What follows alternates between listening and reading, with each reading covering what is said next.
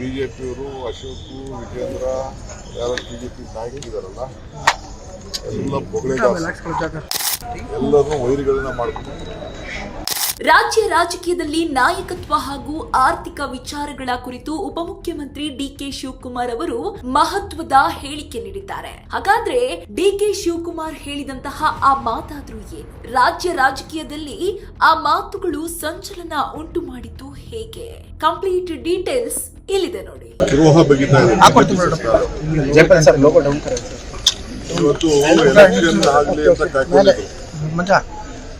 Voting ಆದ ತಕ್ಷಣ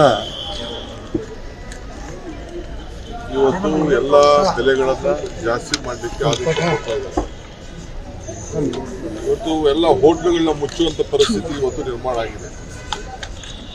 ಸೌದೆ ಭಾಗ್ಯ ಕೊಡ್ತಾ ಇದ್ದಾರೆ. ಸೌದೆಯನ್ನು ಸೌದೆ ಕಡಿಮೆ ಮಾಡಬೇಕು ಅಂತ ಹೇಳಿ ಎಲ್ಲ ಮೊದಲೆಲ್ಲ ಉಜ್ವಲ ಕೊಡ್ತಾ ಇದ್ದೀವಿ ಅಂತ ಹೇಳಿ ಅದನ್ನೆಲ್ಲ ಫೋಟೋ ಹಾಕ್ಸ್ಕೊಂಡು ಪ್ರಧಾನಮಂತ್ರಿಗಳು ಮಾಡಿಸಿದ್ರು. ಈಗ 1000 ಹೆಚ್ಚು ರೂಪಾಯಿ ಜಾಸ್ತಿ ಆಗ್ತದೆ. ಇದನ್ನ ಗಮನದಲ್ಲಿ ಇಟ್ಕೊಂಡೆ ನಾವು 5 ಗ್ಯಾರಂಟಿಯನ್ನ ಕೊಟ್ಟಿದ್ದೀವಿ. ಇವತ್ತು ಸುಮಾರು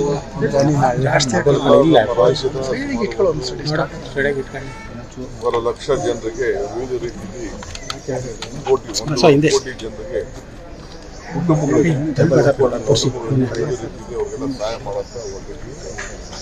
ಈಗ ಮಾಡಿರೋದು ಖಂಡನೀಯ. ನಾವು ಹೋರಾಟವನ್ನು ಮುಂದುವರಿಸ್ತೇವೆ. ಬಿಜೆಪಿಯವರು ಅಶೋಕ್ ವಿಜೇಂದ್ರ ಯಾರು ಬಿಜೆಪಿ ನಾಯಕರಿದ್ದಾರಲ್ಲ ಎಲ್ಲ ಬರೀ ಖಾಲಿ ಮಾತು ಹೇಳೋದು, ಬರೀ ಟೀಕೆ ಮಾಡೋದು, ರಚನಾತ್ಮಕವಂತ ಕಾರ್ಯಕ್ರಮ ಇಲ್ಲ. ನಿಮಗೆ ಸಾಮಾನ್ಯ ಜನರ ಬಗ್ಗೆ ಏನಾದರೂ ಆಸಕ್ತಿ ಇದ್ದರೆ, ನಂಬಿಕೆ ಇದ್ದರೆ, ವಿಶ್ವಾಸ ಇದ್ದರೆ, ಬಡಜನತೆ ಬಗ್ಗೆ ವಿಶ್ವಾಸ ಇದ್ದರೆ, ಇವತ್ತು ಕಾರ್ಮಿಕರ ಬಗ್ಗೆ ವಿಶ್ವಾಸ ಇತ್ತು ಅಂದರೆ, ಇವತ್ತು ಕಾರ್ಮಿಕರೇ ಅಲ್ವೇ ಈ ದೇಶವನ್ನು ಕಟ್ಟಿರೋರು, ಅವ್ರಿಗೆಲ್ಲ ಇವತ್ತು ಇಷ್ಟು ಎಫೆಕ್ಟ್ ಆಗ್ತಾ ಇದೆ. ಇವತ್ತು ಕಾರ್ಮಿಕ ದಿನಾಚರಣೆ ಆಚರಣೆ ಮಾಡ್ತಾರೆ.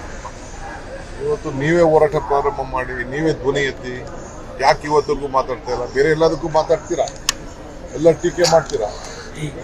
ಗೌರ್ಮೆಂಟ್ ಬಂದ್ಮೇಲೆ ಯಾರು ಕೂಡ ಇಂಟರ್ನ್ಯಾಷನಲ್ ಯಾರು ಕೂಡ ಪಕ್ಕದ ದೇಶಗಳ ಬಗ್ಗೆ ವಿಶ್ವಾಸ ನಿಮ್ಗಿಲ್ಲ. ಎಲ್ಲರೂ ವೈರಿಗಳನ್ನ ಮಾಡ್ಕೊಂಡು ಇದು ಮುಂದುವರಿತಾ ಇದೆ. ಇದು ಖಂಡನೀಯ. ಫಾರಿನ್ ರಿಲೇಶನ್ಶಿಪ್, ಟ್ರೇಡು ಎಲ್ಲ ಕೂಡ ಇವತ್ತು ಕೆಡ್ತಾ ಇದೆ. ಇಂಥ ಅನ್ಯಾಯ ಆಗ್ತಾ ಇದೆ. ಇದು ನಾವು ಹೋರಾಟವನ್ನು gas price will affect the poor people. Gas price will increase common man. So all common man, hotels also the price rise.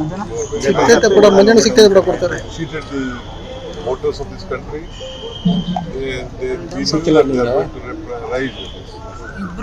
Since the polling was not been done, after the polling they have done. It is a great cheat, the backstabbing for people of this country.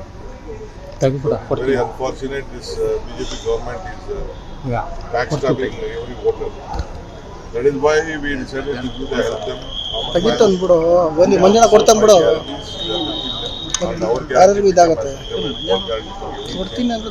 Including survival of Hindi ಕೇಳ್ಕೊಳ್ಳ ನಾನು ಮುಂದೆ ತಗೊಂಡು ರೂನಿಗೆ ಬರುತ್ತೆ ದುಡ್ಡು. ನೋಡಿ ದುಡ್ಡು ಗೊತ್ತೈತೆ. ನಾನು ಮತ್ತು ಅವ್ರಿಗೆ ಅಡ್ಡ and doesn't have the proper foreign policy.